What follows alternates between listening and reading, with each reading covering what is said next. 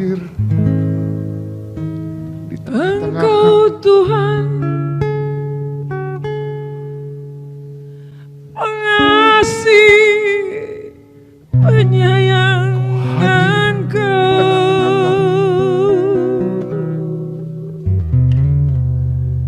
Engkau ada di depan murah hati Tuhan, panjang sabar Tuhan, maka hatiku hancur. kasihanilah aku, tolonglah aku,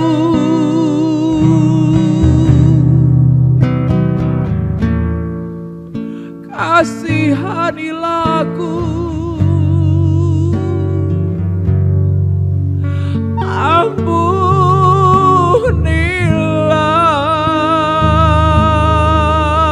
Aku berseru padamu, ampunilah dosaku. Tuhan, Ya Tuhan, ampuni ampun salahku Tuhan. Aku tidak dapat membayar hutang dosaku. Ampunilah aku. Sembuhkanlah aku.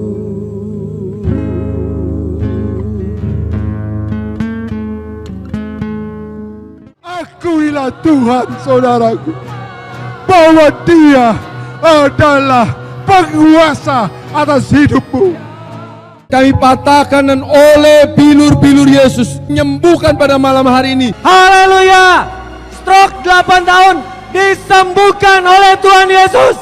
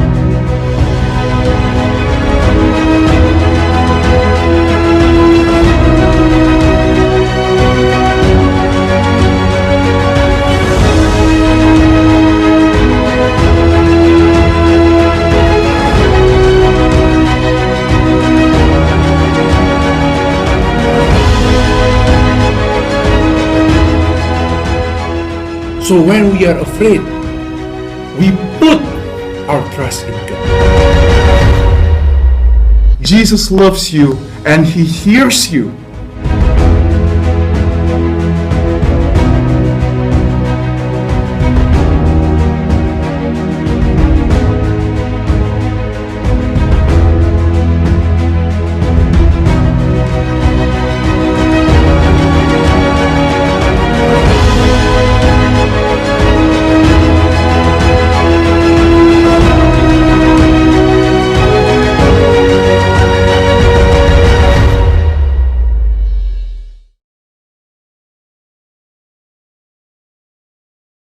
Good day, brothers and sisters. In this very beautiful day, we are going to read the word from the Lord, and we are going to see what He wants for us this very day. We know that every day is a day that the Lord has made for us, and for that we rejoice. And we are being very thankful because every day is what God has given for us. Before we begin the service, before we begin the Bible reading, let us pray. Lord Jesus, we are thank you for a new day, this day. We are so thankful because this is a blessed day, a very good day, a beautiful day, a day that you have made for us, a day full of blessing, a day full of planning by you, a day full of hope and joy. Thank you, Lord Jesus. Please give us wisdom to understand your word. Open our heart, open our eyes, open our mind. In the name of Lord Jesus Christ. Amen. Amen, brothers and sisters. I want to bring you about a story of the Israelites and the Moses. This is a story that we know very well because it's a story that is one of the biggest miracles that is happening in the Bible, in Old Testament. It's about how God made miracles for Moses and for the Israelite people. We'll read from Exodus chapter 14. I'll begin reading from verse 13. We can read from chapter 13, or we can read also starting from chapter 12, and we see that God made miracles during the Israelites' enslavement in Egypt. So God sent plagues. There is the plagues of darkness, there is the plague of locust, water turned into blood. We can read them, but I will read to you about the miracle of the crossing of the Red Sea. We read from Exodus 14. First, I will start to you from verse 5. Exodus 14, verse 5. Now it was told the king of Egypt that the people had fled, and the heart of Pharaoh and his servants was turned against the people, and they said, Why have we done this, that we have let Israel go from serving us? So he made ready his chariot and took his people with him. Also he took 600 choice chariots, and all the chariots of Egypt with captains over every one of them. And the Lord hardened the heart of Pharaoh, king of Egypt, and he pursued the children of Israel. And the children of Israel went out with boldness. So the Egyptians pursued them, all the horses and chariots of Pharaoh, his horsemen and his army, and overtook them camping by the sea beside Pi-hahiroth, before Baal-Zephon. And when Pharaoh drew near, the children of Israel lifted their eyes, and behold, the Egyptians marched after them. So they were very afraid, and the children of Israel cried out to the Lord. Then they said to Moses, Because there were no graves in Egypt, have you taken us away to die in this wilderness? Why have you so dealt with us to bring us up out of Egypt? Is this not the word that we told you in Egypt, saying, Let us alone, that we may serve the Egyptians? For it would have been better for us to serve the Egyptians than we should die in the wilderness. And Moses said to the people, Do not be afraid, stand still, and see the salvation of the Lord, which he will accomplish for you today. For the Egyptians whom you see today, you shall see again no more forever. The Lord will fight for you, and you shall hold your peace. And then we see from verse 15, And the Lord said to Moses, Why do you cry to me? Tell the children of Israel to go forward, but lift up your rod, and stretch out your hand over the sea, and divide it. And the children of Israel shall go on dry ground through the midst of the sea. And I indeed will harden the hearts of the Egyptians, and they shall follow them. So I will gain honor over Pharaoh and over all his army, his chariots, and his horsemen.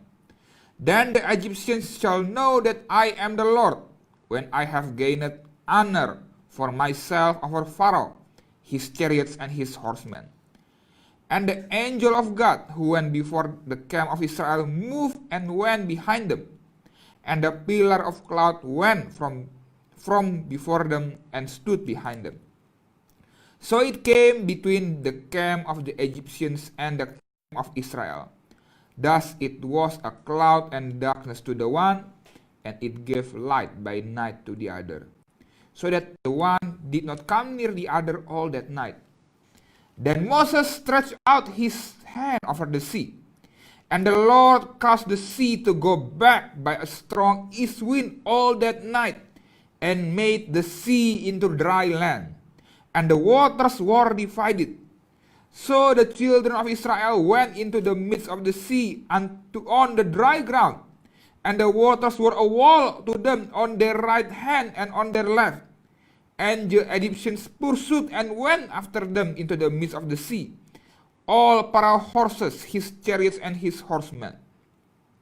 Now it came to pass in the morning watch that the Lord looked down upon the army of Egyptians through the pillar of fire and cloud, and he troubled the army of the Egyptians. And he took off their chariot wheels, so that they drove them with difficulty. And the Egyptians said, "Let us flee from the face of Israel, for the Lord fights for them against the Egyptians." Then the Lord said to Moses, "Stretch out your hand over the sea, that the waters may come back upon the Egyptians, on their chariots and on their horsemen." And Moses stretched out his hand over the sea, and when the morning appeared, the sea returned to its full depth, while the Egyptians were fleeing into it. So the Lord overthrew the Egyptians in the midst of the sea. Then the waters returned and covered the chariots, the horsemen, and all the army of Pharaoh that came into the sea after them. Not so much as one of them remained. But the children of Israel had walked on dry land in the midst of the sea, and the waters were a wall to them on their right hand and on their left. So the Lord saved Israel that day out of the hand of the Egyptians, and Israel saw the Egyptians dead on the seashore. Brothers and sisters, this is a story that we have watched so many times on the movies. Maybe we have seen the story on the movies, maybe we have read about it before, maybe our parents have told us about the story, maybe your pastor have told you about the story. But this is a beautiful story that shows that our God is indeed a very powerful God. He is not a God that is not capable of doing any miracle. Brothers and sisters, we see that the Israel crossed the sea on dry land, with the water on their right hand like a wall, and on their left hand. None of us could do such things. Even we say, oh, now we can build bridge, we can build tunnel. Yes, we could do that. But how many years it took? And it's not a water on the right hand and water on the left hand. We cannot do miracles. That the Israelites, like us, we are pinned, and we cannot escape the troubles of life. We cannot escape by the sea. We cannot escape the chariots of Pharaoh. It is said that they have like 600 chariots of Egypt. And during this time, we know that chariots at that time is like a modern tank on our time. Nobody could stop them. The Israelites are not armed. They're just like peasants. They're like just unarmed people. They don't have any military training. They don't have any soldiery training. They don't have any arms. They don't have any weapons. They cannot stand against the Egyptians. And they cannot cross the sea either. It's too big. You cannot cross the sea. There is no time to build any ship or build any raft. So the Israelites are pinned. They cannot escape. There is no way of escape. For human, it is a certain doom. That is why the Israelites starting to not believe in God. They are saying that, oh, because there were no graves in Egypt, that you take us all here to die. They complain to Moses. Brothers and sisters, this is us in our daily life. We are facing trouble in our life that we cannot escape, that we cannot have the strength to overcome. No matter how the Israelites try to solve their problems, there is simply no way out. You cannot fight the Egyptians, and you cannot cross the sea. But there is one thing that Israelites have. They have God on their side. They have God with them. And this God is not a God that cannot do anything. This is not a God that demands, do this, and do this, and cannot do anything. No. This God is a very powerful God. And He is powerful enough to save. He is powerful enough to save the Israel. We see here, as the chariots are overtaking the Israel people, the angel of God moved and went behind them and create a pillar of cloud. So that night, the Egyptians cannot attack the Israelites. It's a wonder and a miracle from God that is happening that time. Because nobody could do that, but God could do that. And then we see, starting from verse 21, the story goes, that the sea parted. God sent a strong wind so that the Israelites could cross the sea on dry ground. Until today, there is no technology that can do that. There is no way a man could do that. There is no way our own mind and our own strength and our own understanding could do that. There is no way. For our human mind, the Israelites are doomed. They will die there or be sent back into enslavement. They will die or be slave again. There is no way out. Nobody could fight a chariot. Nobody could cross the sea. For us, there will be a time where we will be doomed. But if we stand with God, we will see miracle happening. I will read to you again from the Bible. From Isaiah 59, verse 1 and verse 2. Behold, the Lord's hand is not shortened, that it cannot save, nor his ear heavy, that it cannot hear. But your iniquities have separated you from your God, and your sins have hidden his face from you. Brothers and sisters, what is this verse telling us?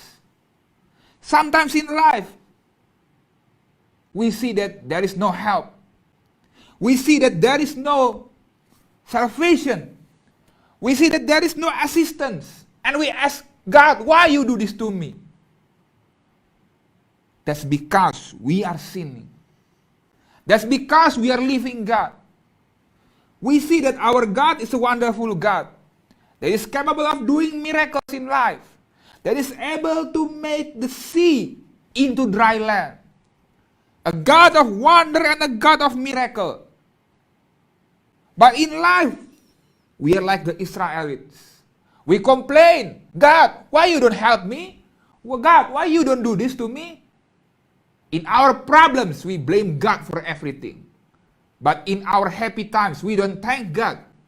We are just saying, oh, we gain this by all of our might. When we get good stuff, oh, this is my own. I get this by my own mind and my own might. But during trouble times, we blame God for our problems. Maybe you don't believe in God. Maybe some of you don't believe in Him. But we always try to blame Him if we get something bad in our life. But we see here that the Lord's hand is not shortened, that it cannot save. nor his ear heavy that it cannot hear.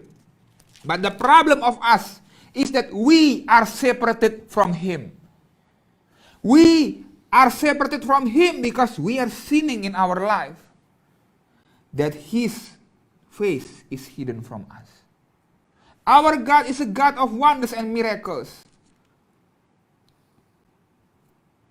But our iniquities, our sins, may separate us from him.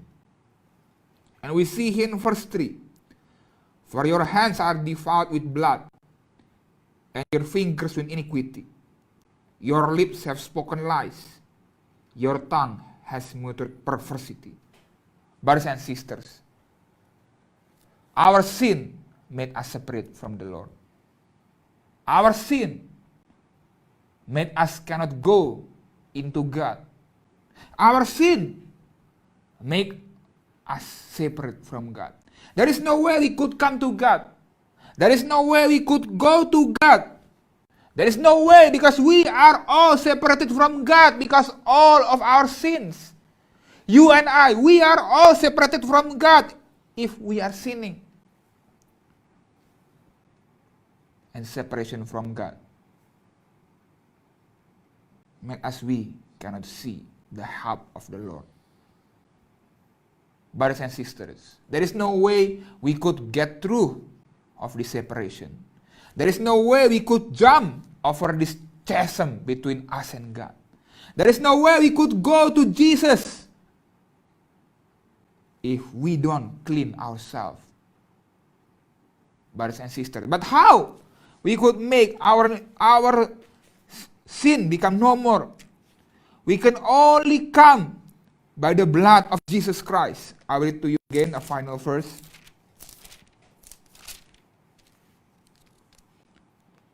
From Romans 6, chapter 23. For the wages of sin is death, but the gift of God is eternal life in Christ Jesus our Lord. Brothers and sisters, in life we see troubles, and only God could solve our problems. But we see also the trouble in our future, that we don't have a future if we don't come to Jesus. We see that our God is a God capable of doing miracles, but we cannot come to him if we don't make peace with him. If we don't make peace with him, we cannot come to him. But we see,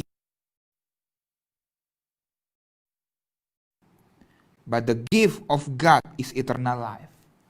Brothers and sisters, our God is a wonderful God, and he wants to make miracles in your life. But you must come to him. You must come to him. You cannot make miracles in your life. You cannot make salvation in your life. Only God could save you. We see here that even Israelites are doomed, but God saved them. Who can save you from your troubles in your life? Who can save you about your future? We see, even though that the virus is still going on and some are starting to decline, but we still don't know what is our future. What will come to our job? What will come about the economy? What is happening in my life? And this will still have also another kind of sickness. But see this, brothers and sisters. The gift of God is eternal life in Christ Jesus our Lord. As we see, God have made miracles for Israel. He is a God that is same yesterday, today, and forever. He is not a God that will change. He is the same God. And he wants to do miracle in your life. He wants to save you. As he had saved the Israel from the Red Sea, from the Egyptians, he wants also to save you and wants to get you to eternal life. Because we are all sinners and we all should be dead. There is no way to escape that. For the wages of sin is death. We are all sinners. We all have committed iniquities. We all have been separated from God. Wages of sin is death. There is no way around that. Like there is no way for the Israelites to escape the Egyptians. But there is a God. A gift of God is eternal life. Brothers and sisters, why we worry about our life? Because we don't know what will happen tomorrow. What will happen if we die? Even for some of you that did not believe in God, we all have fear of dying because we don't know what is there. But know this, brothers and sisters. If we want to come to God, if we want to come to Jesus, we don't need to fear anything. God will make miracles in our life. God will ensure that our life will be a wonderful life. And He promised us eternal life if we come to Him. Brothers and sisters, do not delay during this time. Believe in Lord Jesus. Believe in God. Brothers and sisters, we are all sinners. And we are all separated from God. But the Bible says in John 3 verse 16, for God so loved the world that He gave His only begotten Son, so that whoever believes in Him shall not perish, but have everlasting life.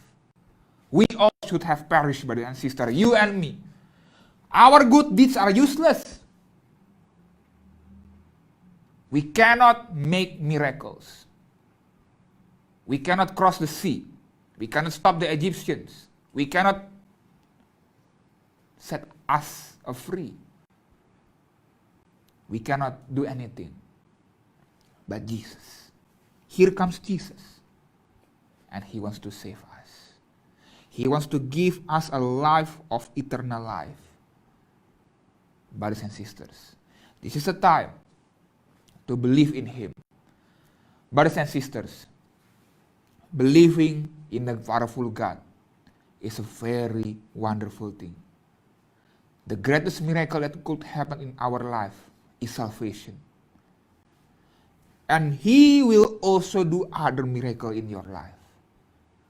Miracle of healing, miracle in your finances, miracle against any kind of problem in life, miracle in your family. He will do that. But first, we must come to Him. So, brothers and sisters, if you want to be saved, if you want eternal life, if you want a God that is capable of making a sea into dry land to be your God, you must accept Jesus in your life. You can follow my prayer. A very simple prayer. Let us pray. Lord Jesus, I am a sinner. And by my sins, I am separated from you, Lord Jesus. I am separated from salvation. I don't have anything.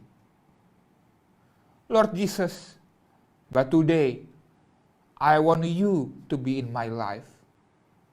I want you to give me everlasting life. I want your gift of salvation, Lord Jesus. Lord Jesus, please enter my heart and be my Lord and be my Savior. You are a powerful God, but you are also a very loving God. God, please enter my heart. Be my Lord. Be my Savior now, Lord Jesus. Thank you, Lord Jesus. I believe in you, Lord Jesus. I believe in you. Be my Lord. Be my Savior from this day until forevermore. In the name of Lord Jesus Christ. Amen. Amen, brothers and sisters. Welcome to the kingdom of God. Your life is now guaranteed. Your life now is ensured. Because He promised eternal life for you. He promised everlasting life for you. But there is one more miracle that I want to share on this day. In the Bible, in Isaiah 53, chapter 5, it is said that by his stripes you are healed. By his stripes you are healed. Brothers and sisters, if we see that the miracle of the Red Sea is very, very great, a sea turned into dry land. There is something impossible turned into something possible with God. He also wants to heal you from any kind of sickness in your life. He wants to completely heal you, as he had made miracles for Israel in the past. He is also a God that is capable of doing miracles today and tomorrow and the next month. He is a God that wants to make miracle in your life. But how do we see miracles? How do we see this work of the Lord? There is only one thing we should be doing, is to believe that He is able to that in your life. If we see from the Bible that He is capable of doing so many miracles, whether it in Old Testament or in New Testament, He is the same God. Yesterday, today, and forevermore. He is the same God. What we must do, what you must do, is that you only have to believe in Him. Just that. You don't have to tell somebody to pray for you. You don't have to pay something. You don't have to do something special. No. You don't need to pay anything, because His miracles is free for you if you want to believe. There is no other requirement, only your faith. Brothers and sisters, if we see that our God is a very powerful God, when He saved the Israel, we also know that He is a powerful God today. But we all must believe in Him. There is no way to miracle unless we believe in Him. So if you are sick now, just believe in Jesus, that by His stripes, as the Bible told us, we are healed. And that's it. Believe in Him, and we will receive the miracle. Believe in Him, and you will receive the miracle.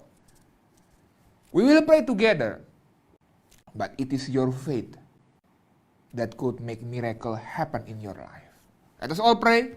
Before we pray, you touch the part of the body where you feel the sickness or you feel the pain. If you feel constant headache, you can touch your head. Or if you have heart disease, you can put your hand above your heart. You can also pray for any kind of mental disease. You can pray, put your hand above your chest. If you have the dreaded COVID-19, you can also pray for that. Jesus could heal any kind of disease, but we must believe in Him. Any kind of disease. Your faith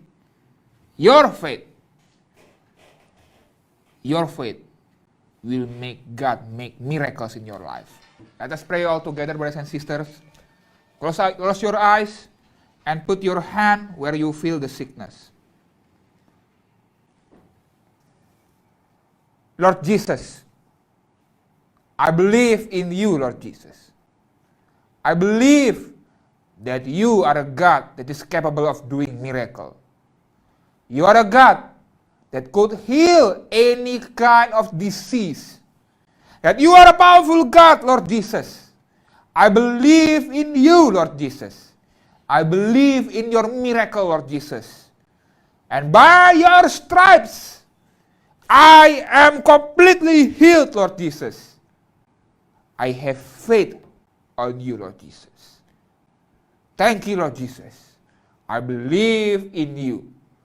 I believe in you, Lord Jesus. Amen. Amen, Lord Jesus. I believe in you. We all believe in Lord Jesus. because He will heal us. And we can also pray for any kind of trouble in life. If you struggle to pay your rent, we can pray for that. If you struggle to find jobs, pray for that. If we have family problems, if we have drug addiction, if we have any kind of problems in life, family problems, come to Jesus, brothers and sisters, and pray. Your faith and His power will ensure that miracle will happen in your life. We can pray for anything because He is a God that will hear every single of our prayer. So if you have any problem, you can pray. And you can also contact our team. We have call centers in English and in French. If you have a problem that you want to share with us so that we could pray together, we could pray for you together. But know this, brothers and sisters, our God is a powerful God, and He could make wonders in your life if you believe in Him. And before we close this service, brothers and sisters, I want to remind all of us, even though we believe in Lord Jesus Christ and His works of miracles and healing, but we must still follow the guidelines of the government. Some of the states in America have specific guidelines. Maybe in your country you have specific guidelines too. You must follow their directions. You must follow the directions of your government, follow the guidelines. And we know, with Jesus, we will weather the storm together. We must also continue to pray for our government so that God gave them wisdom. So even though in these times of trouble, God gave our government wisdom so that they may make the correct paths in our life. And continue to pray for them and continue to follow their guidelines. Remember, because God is the one that puts them in charge of all of us. Thank you, brothers and sisters. Continue to pray, continue to believe, and continue to trust in Jesus Christ. God bless you all, brothers and sisters, and God bless all nations in the world. Thank you.